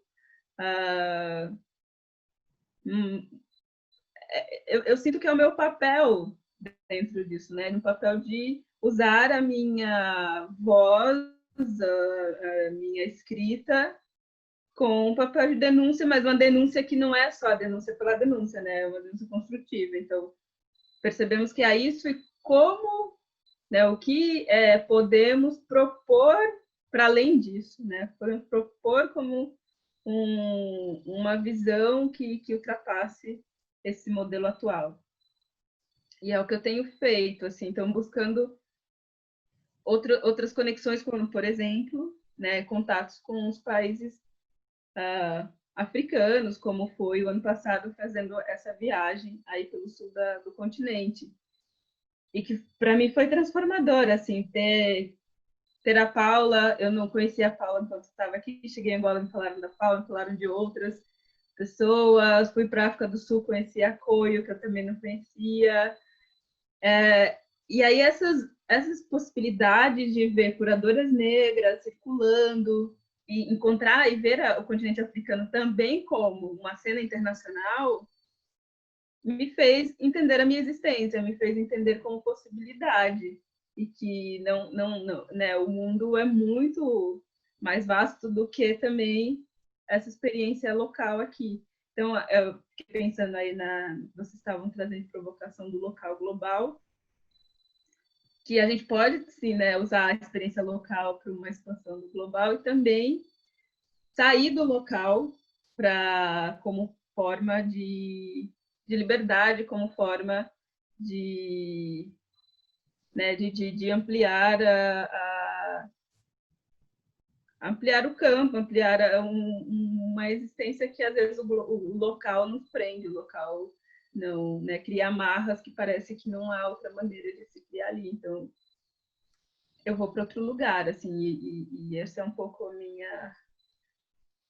a minha forma de existir nesse mundo, assim, é transitar, assim, eu me vejo transitando e por isso eu quero muito que essa pandemia acabe logo, porque eu quero voltar para o continente, eu quero visitar outros espaços, eu quero conhecer outras galerias, outros artistas, eu sinto que eu não terminei a minha viagem, assim, eu quero voltar e visitar um pouco mais para o norte,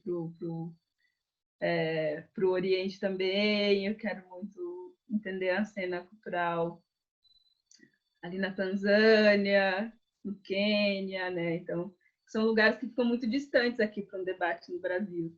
Quando a gente fala aqui no Brasil de África, também é muito genérico, essa África ainda é muito genérica, né? A gente está falando basicamente desses países do Oeste, né?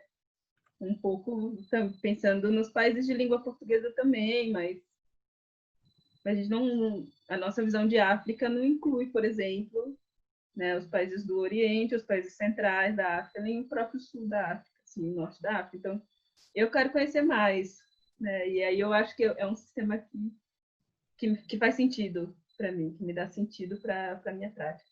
Sim, senhora. Paula, você tem algo a dizer relativamente à pergunta do Titus?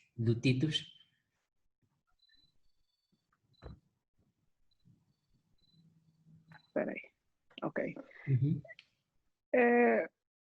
Bom, sobre as feiras de arte, né?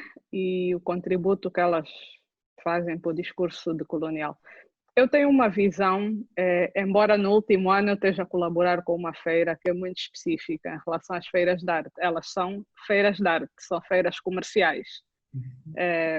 São feiras que as galerias são convidadas, né? Expõem artistas, tudo bem, mas tem um propósito de vender arte. Não é propriamente um local de, digamos, que de geração de discurso ou de troca de discurso. É um evento em que várias pessoas se encontram e tudo bem. Então, nesse sentido, eu englobo assim, isso é o geral, né? Acho que a 154, que tem um programa de fóruns muito bom, o que trouxe foi criar um mercado, ampliar um mercado para a arte produzida no continente, né? Fora do continente. Em Nova York, a 154 Nova York, a 154 Londres, né? Foi a primeira edição. E eu acho que nesse sentido, que mais do que contribuir ou não para um discurso decolonial, porque, enfim, cada galeria apresenta o seu programa e às vezes há curadoria, outras vezes não, mas é abrir espaço para a multiplicidade de galerias que existem no continente e de artistas a produzir. Quando se fala, por exemplo, da África e da produção contemporânea, a ideia do africano enquanto um artista contemporâneo é muito recente. Por isso, há bocado eu fiz o comentário do Africa Remix, que vem numa história de exposições e é feita por um curador africano, baseado na Europa, mas com uma missão muito específica. Mas é porque até quase que os anos 80, as exposições de arte contemporânea, de arte africana no Ocidente, seja na América, seja na Europa, eram sempre exposições coletivas e exposições que davam uma visão da arte clássica, né?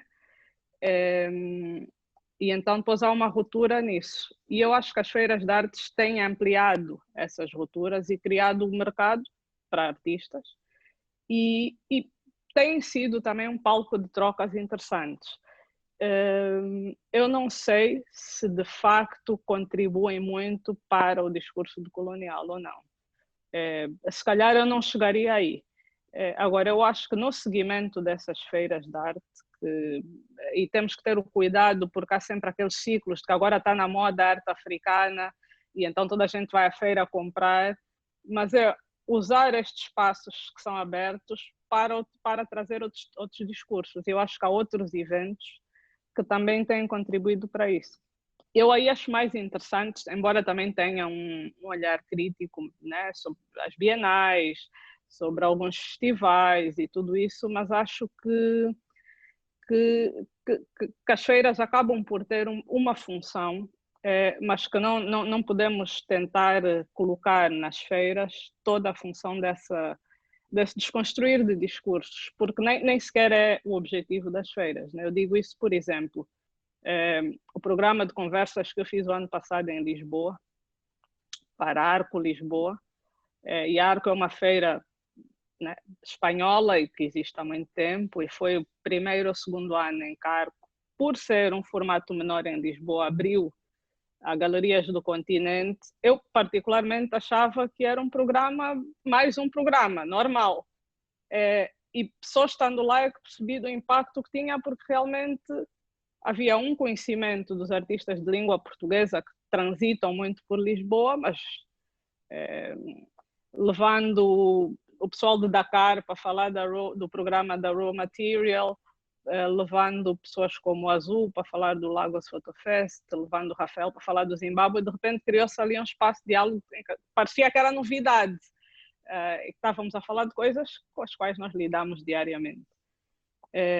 Então eu acho que é um pouco a forma como eu vejo e me posiciono. Para mim a feira tem um mote específico, mas cria algumas gaps e aberturas, e eu acho que nós temos de estar sempre prontos para usar de forma subversiva e a nosso favor estas pequenas aberturas que acontecem. Mas eu acho que, do ponto de vista dos discursos, há também um historial de curadores, o tema é curadores negros, há um historial de curadores e curadores africanos muito importantes que têm feito um trabalho nos últimos 20, 30 anos, que permitiu com que nós pudéssemos chegar onde estamos hoje. E ainda há muito trabalho a ser feito, as coisas não estão abertas nem desbravadas, mas há exposições seminais que realmente mudaram o curso da forma como a arte, pelo menos da África e da produção negra é vista no Ocidente, ou seja, há muita coisa que já foi feita, e eu acho que nós temos sempre que referir que há um historial por trás que permitiu com que hoje nós pudéssemos, com que a 154 existisse, que permitiu com que a ACA existisse no seguimento da 154, e a maior parte das feiras, elas criam-se quando há mercado, né? As feiras têm um propósito comercial, é caro participar numa feira, é caro mandar trabalhos da África para a Europa, tu tens que vender para poder pagar o investimento, ou seja, não estamos a falar de uma coisa que é académica, né? Há um propósito comercial e são muito caras, então acho que é preciso termos em atenção estas questões e não pensar na feira como realmente o campo de produção de pensamento, que não é esse o objetivo. Muito obrigado, Paula. Bom, é uma posição muito válida, na verdade. Bom, estamos com o tempo a nos cobrar já. Vamos deixar agora uns 5 minutos, né? Ficamos muito restritos a isso, para a Luciara fecharmos, né, a conversa. O que é que a Luciara gostaria de partilhar conosco? Não temos nada de específico a perguntar agora, mas é como se diz, microfone livre, né? Para finalizar já a nossa conversa.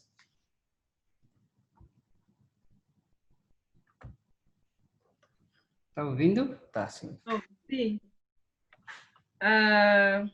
Bom, eu acho que eu só tenho a agradecer por esse debate, por essa tarde, por vocês estarem aqui me ouvindo, interessados em ouvir e né, pensar junto, construir junto o campo da curadoria, nos colocarmos, né, como agentes principais e autorais dessas curadorias, entendendo, né, os nossos processos de racialização postos a nós, mas entendendo também que eles não nos limitam e não nos limitarão, né, em momento algum, e unindo forças para essa transgressão, né? Eu agradeço demais, estou bem feliz, principalmente aqui pelas perguntas, o debate. Acho que as coisas que eu tenho a colocar aqui, né, para finalizarmos, essa necessidade de politizarmos o campo curatorial, vermos o campo curatorial como um campo de pesquisa, né? Então sairmos da simples exibição. Eu acho que isso não... Estamos já num outro momento histórico que pede urgências, né? Olharmos para as urgências e traçarmos sempre as nossas atuações pela coletividade e pela possibilidade de aprendermos uns com os outros, né? Eu acho que podermos nos ter como referências uns para os outros, né? Criando maiores encontros entre pensadores nas artes, né? Negros, entre mulheres negras, entre América Latina e África, eu acho que são todas possibilidades válidas para repensarmos o mundo e o futuro. Então, eu só tenho a agradecer por isso, estou aberta ao diálogo, quem quiser conversar, quem quiser, enfim, continuar esse debate nas redes, é só me adicionar lá, eu estou sempre por lá, Facebook, Instagram, enfim, me envia e-mail também.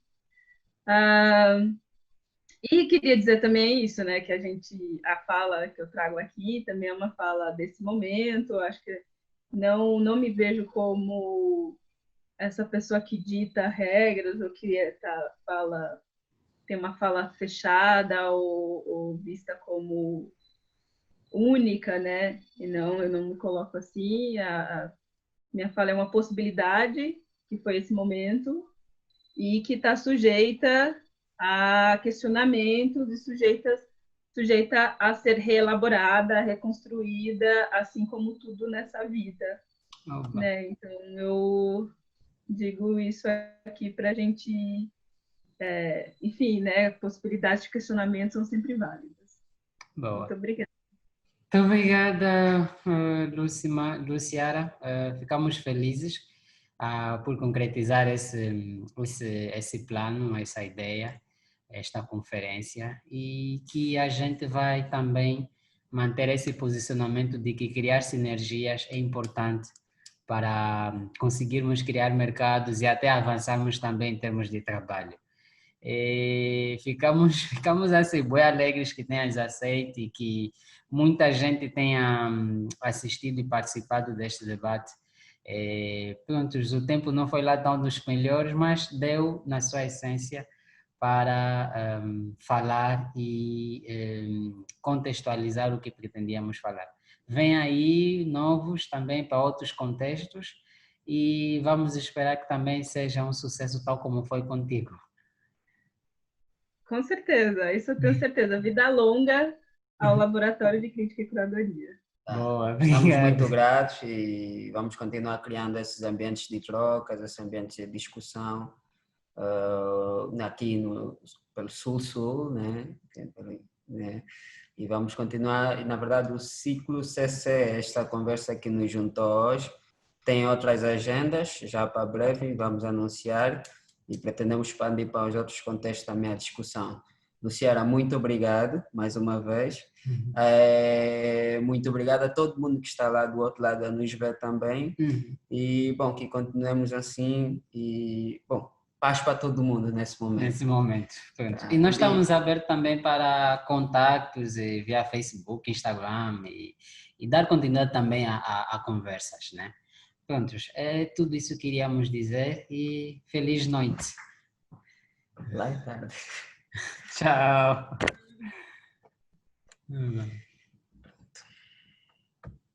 Fechou?